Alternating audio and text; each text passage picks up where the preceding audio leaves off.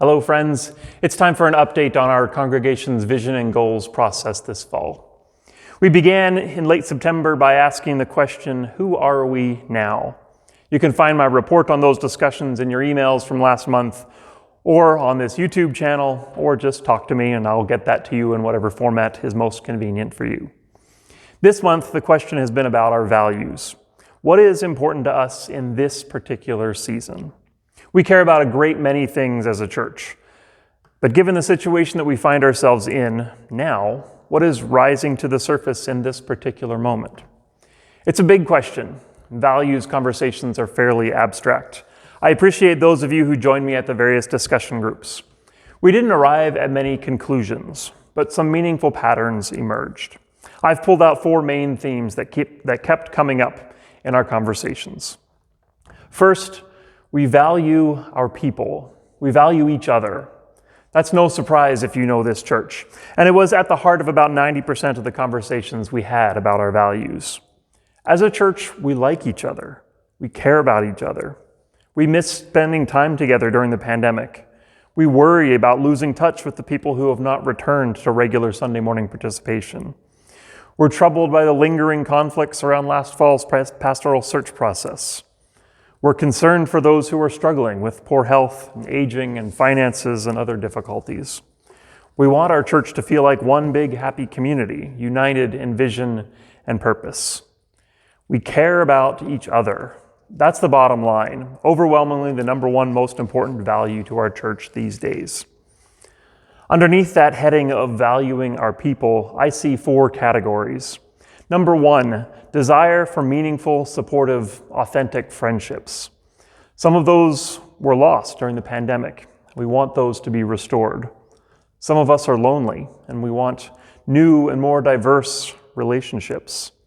Some of us are tired of casual connections, and we want to know and to be known more fully, more honestly.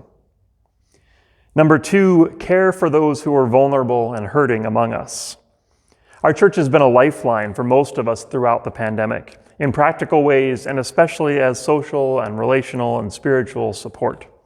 We want to be that for each other still, to offer the best care and support that we possibly can to those who are in need in our congregation right now. That is central to who we are. Number three, concern for those who are missing from our church. If we used to see you more often than we do now, for whatever reason, we miss you. We hope that you're doing well, and we're worried that you might not come back to our church. Partly because having fewer people in our church makes us wonder about the future of our congregation. More on that in a minute. But mostly because we genuinely care about those who are absent. We want the best for them.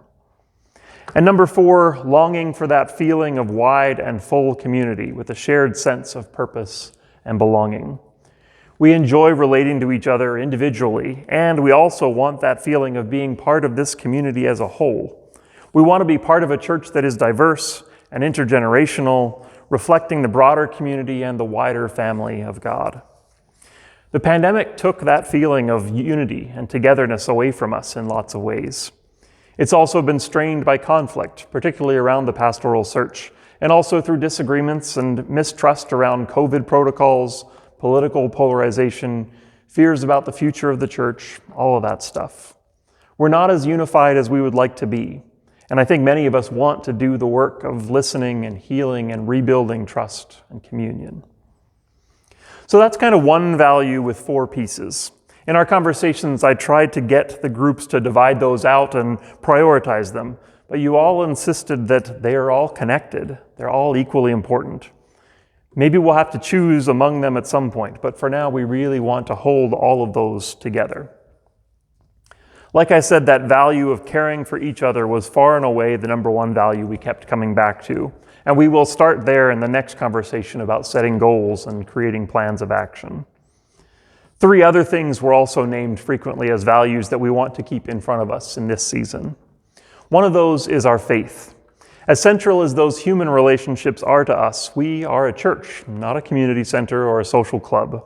Our relationship with God holds us together, gives us meaning and purpose as individuals and as a congregation.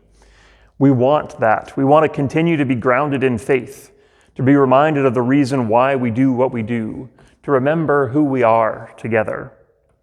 The rhythms and rituals of worship and prayer and Bible study and communion are as important as ever to many of us. And we want to continue to be challenged and called to spiritual growth. I was a bit surprised by that, actually. I thought maybe the pandemic, with all the changes in society, those things have pushed us pretty hard, and I thought maybe now's the time to rest. Maybe we need to be encouraged and affirmed instead of challenged. Maybe we need to go back to the basics of the faith that is familiar and comforting. And that is where some of us are. It's been a hard few years for sure. But what I'm hearing is that most of us are eager for more still.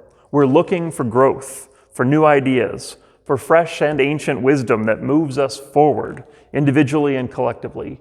God is leading us forward, and we want to keep in step. I know, big surprise, the preacher thinks that we should keep being challenged. That's my bias, but correct me if I'm only hearing what I want to hear. But I don't think that's only coming from me. A third value is inclusion. I know that's a Wildwood buzzword, but I'm hearing it in two specific ways these days. One is that sexuality and gender identity remain a growing edge and a point of tension in our church. We want to be a place that is safe and affirming for everyone, for people of sexual and gender diversity, and for people who are at different places of understanding on what that means. We don't all see eye to eye, and I think we'd all agree that there is much more to learn in this for all of us.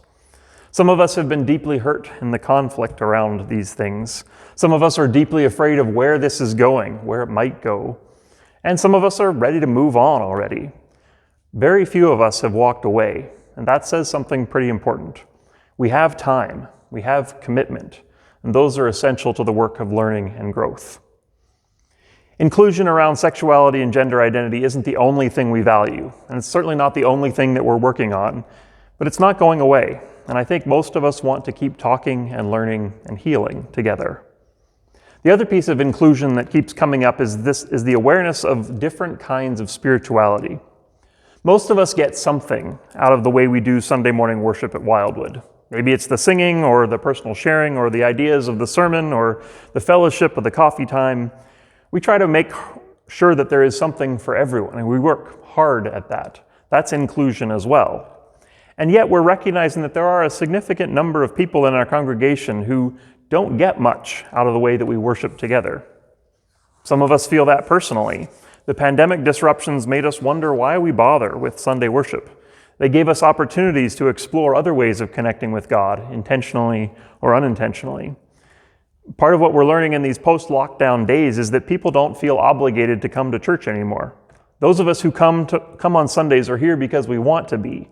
That's a good thing, but we're also wondering how to be a better church for those who don't care for what we offer in worship. Partly because we miss them, again, we want to give them reasons to come back and be with us. And partly because whatever it is that's nourishing their spirits, we want to help with that. We want to provide resources and opportunities and connections. That's what church is, and no doubt we can learn something from those other ways of connecting with God ourselves. So that's inclusion as well, a spiritual inclusion, and there is opportunity for learning and growth in that direction also. One more value to highlight, and I'm going to name that as sustainability. We want our church to be around for the long haul, and we're not able to take that for granted anymore, not like we used to. This didn't come up directly in our discussion groups all that often, but I heard it lurking in the subtext of our hopes and fears most of the time. It's certainly been there in the context of the church budget deficit, worries about declining attendance, questions about where the young people are, difficulties with nominations and finding volunteers to fill open positions, all of that. We're not likely to be closing our doors anytime soon. We have a wealth of resources among us and a great spirit of generosity, service, and commitment. And we are practical people who understand that the books need to balance. Our expectations need to line up with reality in order for us to keep doing the things that are important to us. So we need to get our budget figured out in ways that are sustainable over time. We need to be intentional and realistic about what our volunteers and staff are capable of. And we need to make sure that our programs are in line with our values so that we can continue to be the church we want to be into the future together. Not all of those conversations will be fun. There may be some difficult decisions ahead. but sustainability is a value that helps us to live into all the other values. So that's the report on the values that are most important in this season, based on what I'm hearing. Caring for each other in multiple ways, a faith that is growing and vibrant, inclusion, drawing our circles wider in several different directions, and sustainability that will allow Wildwood to thrive for years and years to come. How do we hold all of those values together? And what steps are they inviting us into? That's the next piece of this process. You're invited to join me via Zoom on Wednesday, November 30th at 7 p.m. and in person at the church on Saturday, November 26th, 9 to 11:30 a.m. And again, anytime you would like to talk, I would be glad to listen. Grace and peace to you on this journey.